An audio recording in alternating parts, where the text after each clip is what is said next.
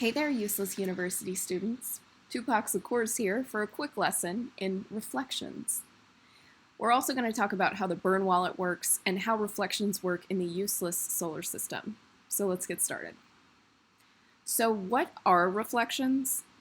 Well, they're kind of like a reward for holding. They also help you recoup some of the buy and sell taxes.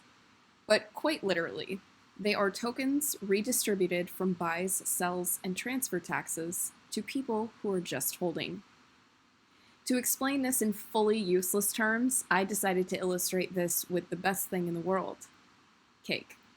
RIP my diet. In this example, the cake is the total amount of useless purchased.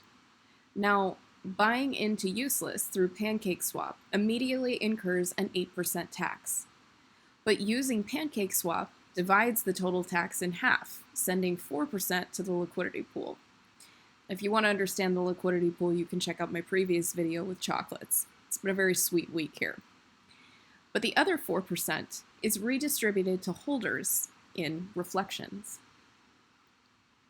When reflections are redistributed, they are doled out based on the percentage of tokens currently held in each wallet.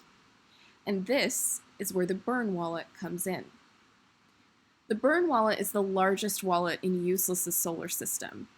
It holds all the tokens we're never going to use again and removes them from circulation.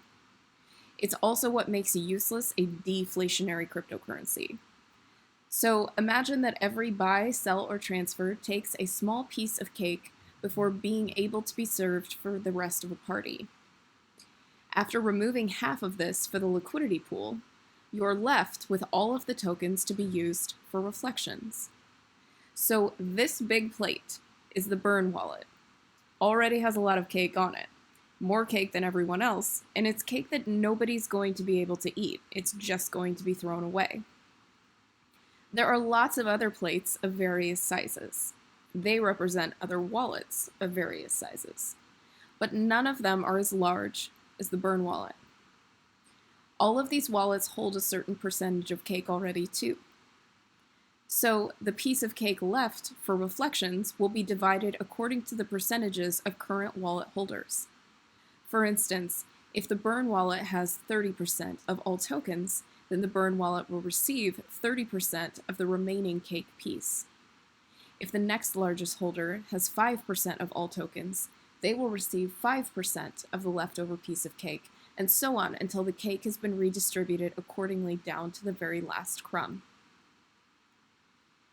SurgeUseless is essentially a very large burn wallet. It receives a lot of reflections because it holds a lot of useless tokens. In the next lesson, we will go over buys, sells, and transfers using the swapper, which doesn't contribute towards reflections, but I will explain in detail with food why it's even more valuable than reflections.